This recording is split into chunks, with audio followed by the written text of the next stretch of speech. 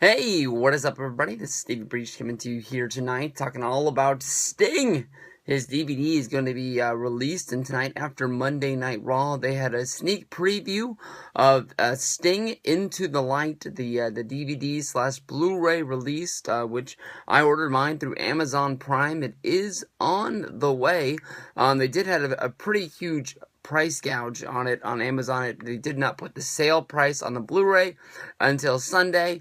I thought I had my order in time, that I would still get it on Tuesday, but they're saying that I'm not going to get it until Wednesday. So it is what it is. You can't win them all. But this is honestly one that I can say after watching the sneak preview here, I'm more excited about the Sting Blu-ray Into the Light documentary coming out tomorrow than I was not that long ago. In this, part of the documentary that they released to us, they gave us a large behind the scenes all access tour of Sting being picked up at the airport, being driven into the WWE headquarters, a lot like with the Ultimate Warrior, where they were filming his documentary as they were driving down the freeway, and he was telling his story about everything that had happened between there. There was a lot of things that I saw about this that was pretty much the same. This was Sting's first trip to Stamford, Connecticut. This was the first time that he said he'd even been close to there since a time when him and Luger were driving on the road.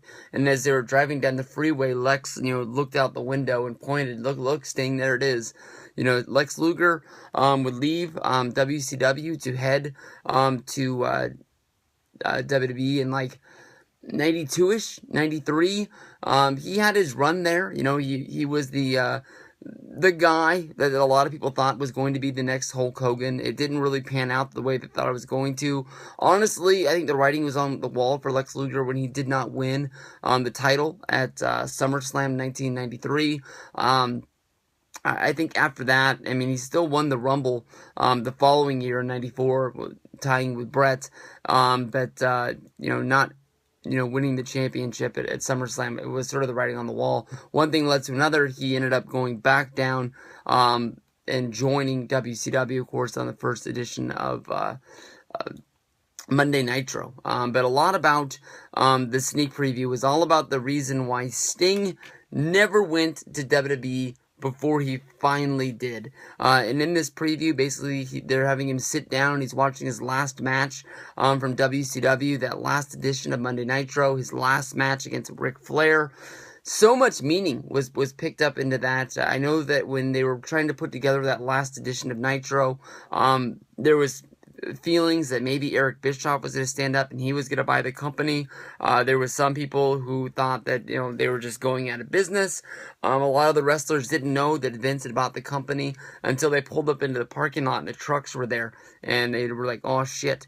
I've heard from some people that WCW still ran that last show like it was their last show. I've heard from some people that Shane McMahon was there and he had a hand in help booking the last edition of Nitro, making sure that the championship was on Booker T, because Booker T was a contract that WWE knew that they were going to pick up, and he would be an easy acquisition. And Scott Steiner was the guy who was sort of looked at as, we might not want this guy to come along for the ride. So once WCW would be relaunched, they would have a champion and not be having to start a new company. Well, start to revive an old company without the champion that was there on the last edition of Nitro.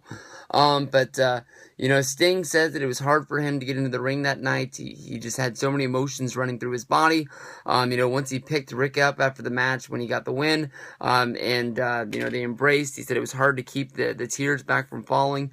He said that he called his lawyer and basically said that the way that his contract was done with WCW, WCW was going to continue to pay him until that contract was done, and Vince could not pick him up and just take him, seeing how he had bought the company. Sting says that he was sort of scared to go to WWE. This is like the $1 million question, because it finally gives us an answer. He said on the TNA DVD that he just did not feel that they were going to make Sting. They felt like it just really didn't matter. He was really offended when Booker T showed up and The Rock said, who are you, to him. trying to set up the Rock's catchphrase, which maybe Sting didn't know, but The Rock was such a big star back then that how would you not know that he was just doing his catchphrase? He did the same thing to The Undertaker, to Stone Cold Steve Austin, to Kane, Mankind, all of the big main eventers of WWE, all had got the Rock treatment in his promos, and Booker T was just, you got to think that if Booker T's coming out there on his debut of Raw and he's out there with The Rock, they're going to be making him look pretty good. So that's never really made a whole lot of sense to me. But Sting says that he felt that Vince wanted him to join the company just to undermine WCW and just be able to sort of wave something in WCW's face, like, look what we got. He didn't really want Sting to perform, or didn't really have any plans for what was going down, although that Jim Ross does step up to the plate and say that he did at times try to sign Sting and bring him into the company, and during his time as being the head of talent relations, he was unable to get Sting to sign the deal. He says that Sting's a very religious guy. At that time, they were running a lot of PG-13 and plus up angles, and Sting didn't know how his character was going to fit in because he didn't really want any of those shenanigans. When Shawn Michaels would make his return to wrestling in 2002, definitely during the DX run, Shawn Michaels made it well known that he was not going to be taking part in any shenanigans like that, and they always found a way to have Shawn Michaels on the show and not be a part of those things. Sting says that he sat back and his deal ended, and then his phone rang, and they said, "You want to come back for one more match?" And he said he ended up going back for one more match and ended up staying for 7 years, and that ended up being TNA. And then once his TNA deal was done, he said that he started talking with Triple H back to December of 2013 is when they had their first discussions, and Triple H was really adamant about bringing him in, and Sting's big thing was he didn't feel that his career was done. He felt that he could get into the ring at least one more time. He wanted to feel the magic that is WrestleMania, to be able to say that he always wrestled at one of these, and he didn't really know where he was going to fit in. He said that he wanted to wrestle a match against Taker. He wanted to wrestle a match against Triple H, and he would have took anything that they would have been able to give him. But it's really cool because throughout this whole thing, you see his first visit to Stamford, which is done right after they'd done the WWE video game commercial, which was the one last year. And I know that's when I sort of thought that he had signed his deal. But he doesn't sign his deal, but they have the camera crews following him around, almost like they know that they're going to be doing this documentary. They talk about the fact that he showed up at Comic-Con to sort of hype up the video game and future releases of his figures. Still hadn't signed a contract. They show him show up to Survivor Series. They show the black SUV pulled down into the bay. You see him jump out of the SUV. They shove him into this magical bus. We've heard this bus talked about a lot when like Chris Jericho talks about doing surprise appearances. This is sort of how they keep the secret talent away from the other talent, so that way no one's picking up their phone and calling the dirt sheets and letting the thing get out there. And the Sting thing, I think the buzz was out there that Sting was going to be at Survivor Series, but still when it happened, it was such a big shock. They put him in the bus. They basically, they have one of the guys go in and hand him, and they say, "This is your contract, if you want to look it over." And Sting says, "I haven't signed my contract yet. I haven't even talked to my lawyer. I tried to make this the biggest surprise as I could make it."